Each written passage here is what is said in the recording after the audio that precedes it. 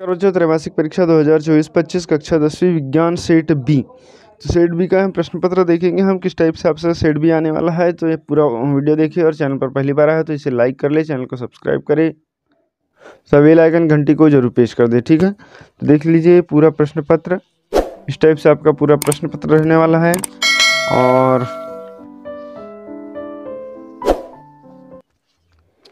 इसका हल भी देखेंगे अभी पूरा इसी वीडियो में।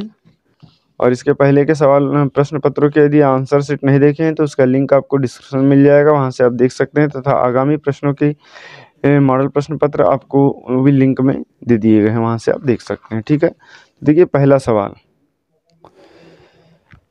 क्या लिखा है। सही विकल्प का चयन कर लीजिए। Fe+CuSO4 तो ये हो जाता है FeSO4 aqueous plus US solid. तो उपरोक्त अभिक्रिया का उदाहरण है, तो ये विस्थापन अभिक्रिया का उदाहरण है। फिर निम्न में से कौन सा प्रबल अम्ल नहीं है। तो देखिए H2CO3 ये प्रबल अम्ल नहीं है। उसके बाद वृक्क की छनन इकाई कहलाती है, तो वृक्क की जो छनन इकाई नेफ्रॉन कहलाती है। ठीक है, फिर है स्वपोषी पोषण के लिए आवश्यक है, तो ये सभी आवश्यक है, जल, कार्बन डाइऑक्साइड, क्लोरोफिल सभी। तारों को टिमटिमाने का कारण है ये अपवर्तन है। मेरे प्रकाश संश्लेषण की क्रिया पौधों के किस भाग में होती है, तो ये पत्ती में होती है। आहार नाल के किस भाग में भोजन का पूर्ण पाचन होता है, तो ये जो होता है छोटी आंत का क्षुद्रांत भाग में होता है। रंध्र में उपस्थित रचना होती है, तो ये उपरोक्त सभी होती है। द्वार कोशिकाएं, रंध्र छिद्र, हरित लवाक ये सभी होती है। ठीक है, इसके बाद देख लेते हैं ऑब्जेक्टिव। तो जैसे गोली दर्पण की फोकस दूरी उसकी वक्रता त्रिज्या की खालिस्तान होती है, तो 1/2 होती है। फिर है पौधों में खाद्य पदार्थ का स्थानांतरण किसके द्वारा होता है, फ्लोएम ऊतक द्वारा होता है।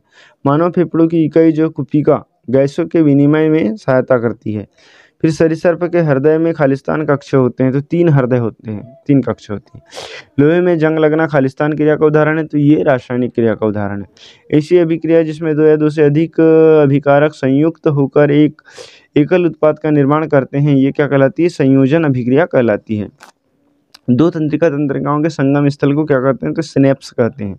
फिर प्रतिवर्ती क्रिया का नियंत्रण मस्तिष्क के खालिस्तान भाग द्वारा होता है, तो ये मेरुरज्जु के द्वारा होता है। ठीक है फ्रेंड्स, तो वीडियो अच्छा लग रहा हो तो प्लीज़ लाइक कर ले, चैनल को सब्सक्राइब करें और अपने दोस्तों को जरूर शेयर कर दें।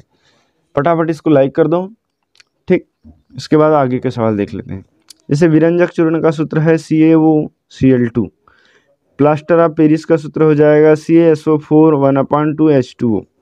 फिर जिप्सम का सूत्र हो जाएगा CaSO4.2H2O। ऑक्जेलिक अम्ल हो जाएगा COOH2। सिरका का CH3COOH। फेरस सल्फेट का FeSO4। सिल्वर क्लोराइड का C6H12O6। सिल्वर क्लोराइड का हो जाएगा AgCl। ठीक है, और ग्लूकोज का होगा C6H12O6। इसके बाद हम देखते हैं एक शब्द या वाक्य में उत्तर। तो देखिए नींबू और संतरे में उपस्थित अम्ल का नाम लिखिए सिट्रिक अम्ल। फिर शुद्ध जल में हाइड्रोजन आयनों की सांद्रता कितनी होती है, तो ये 7 होती है, उदासीन होता है। लेंस की क्षमता का सूत्र होता है 1/2 फोकस दूरी।